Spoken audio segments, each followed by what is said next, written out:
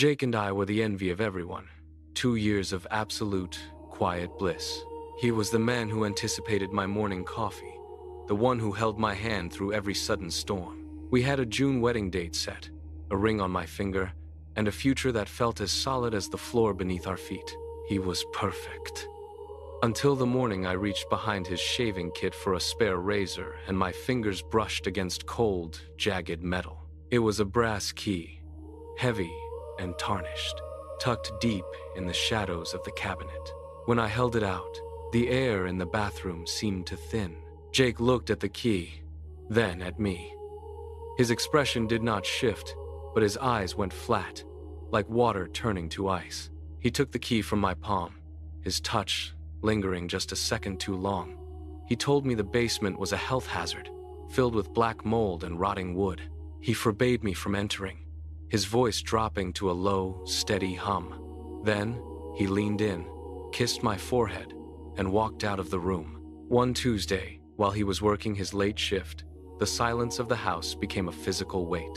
I found the key where he had hidden it, gripped it until the metal bit into my palm, and descended the stairs. The air grew heavy, smelling of stale lavender and something sharp, like copper. I clicked the light on. The walls were not covered in mold.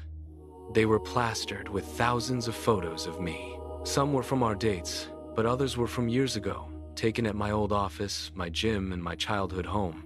I traced the edges of a grainy image of myself walking to my car, dated 3 years before we ever met. My breath hitched, then stopped. This was not a romance. It was a hunt. I moved deeper into the room, my boots crunching on something gritty on the concrete. In the corner stood a mannequin, draped in the exact dress I wore on our first date, drenched in my signature perfume. It was a perfect, hollow replica of me. Beside the mannequin lay a thick leather diary. I flipped through the pages, my hands shaking so hard the paper rattled. Every secret I had whispered to him in the dark was recorded in his precise, looping handwriting. I moved to the back of the room, pushing open a heavy, soundproof door. A single bed sat in the center, bolted to the floor. Heavy chains hung from the headboard. On the floor lay a worn leather purse. I opened it and pulled out a driver's license. It belonged to his ex-girlfriend, the one who had moved away 3 years ago. The plastic of the card felt like a death warrant in my palm. I turned to the last page of the diary. The ink was fresh, dated yesterday. It read, "She is almost ready. Time to switch." The words burned into my vision. I dropped the diary, the thud echoing.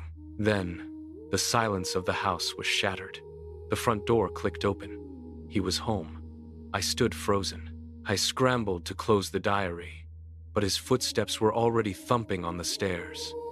He walked into the basement, his face wearing that same warm, gentle smile I had fallen in love with. He did not rush, he did not shout, he simply stood at the bottom of the stairs, blocking the only exit.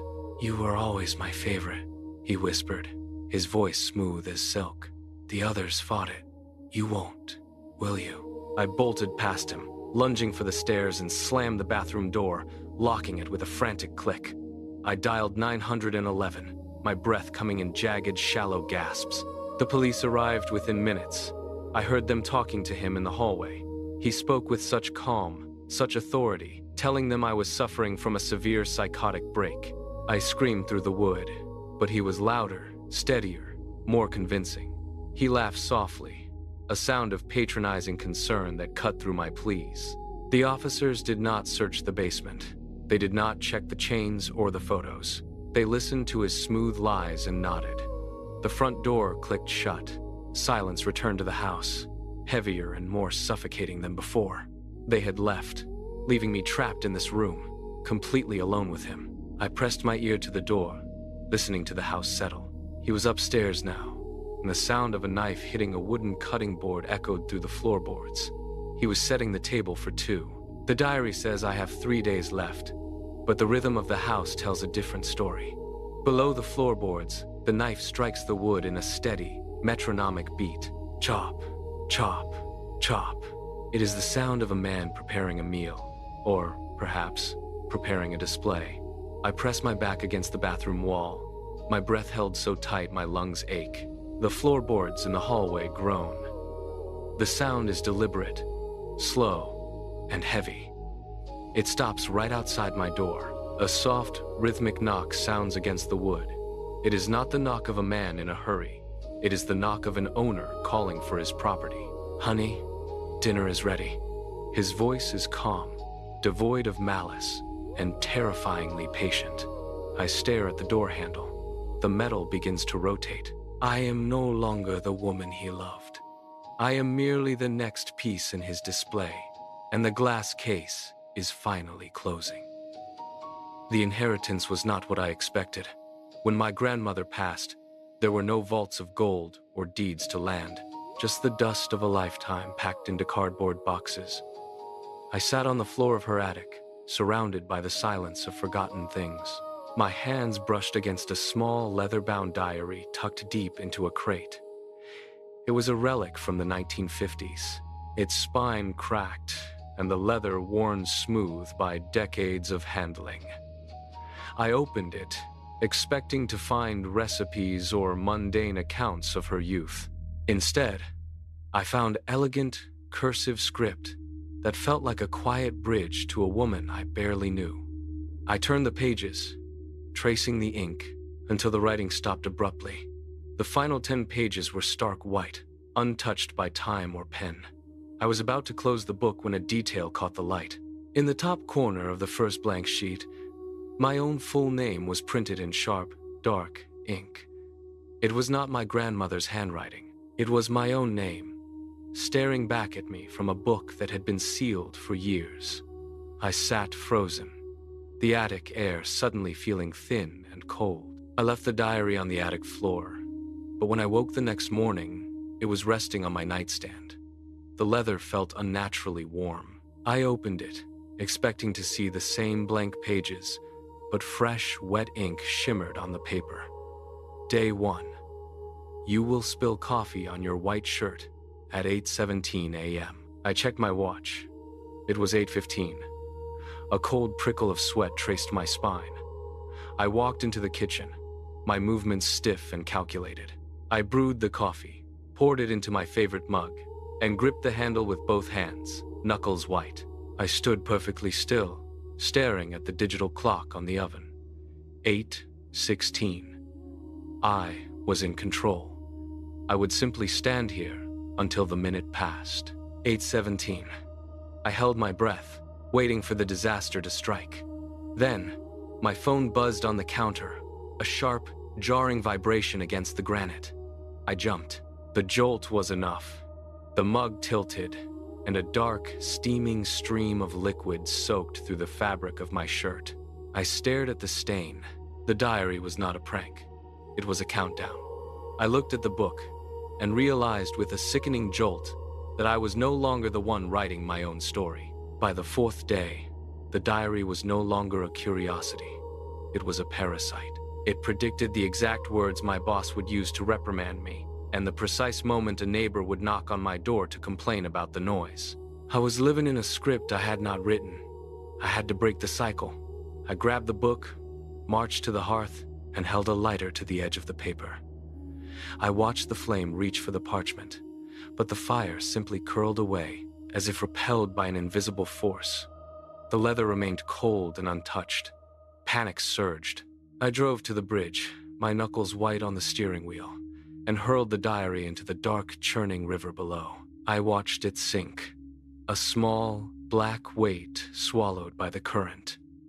I went to bed that night, exhausted and desperate for silence. I woke to a soft, wet thud on the wood of my nightstand. The diary lay there, dripping with river water, the ink on the pages still perfectly legible. Then came day 7.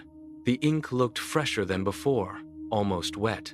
The sentence was short, brutal, and final. Your coworker will die in a car crash. You will feel relieved. I spent the entire day in a cold sweat, pacing the length of my hallway, counting the floorboards. I refused to look at my phone. I refused to acknowledge the possibility. I tried to force my mind onto other things, but the words burned behind my eyelids. At 5 p.m., The silence of the apartment was shattered by a notification ping. I did not need to open the link to know what it said. A truck had run a red light at the intersection near the office. The news report was already playing on the television, the voice of the anchor steady and detached. I sat on the edge of my bed, waiting for the grief, waiting for the horror. Instead, a wave of calm washed over me. It was a sickening, hollow sensation. I was safe for another day. The diary had traded a life for my own survival. I turned to the back of the book, my fingers trembling as I flipped past the empty pages. There it was, an entry dated 3 weeks from today. It described my own death, alone, in the dark, screaming for someone to listen. The trap had closed.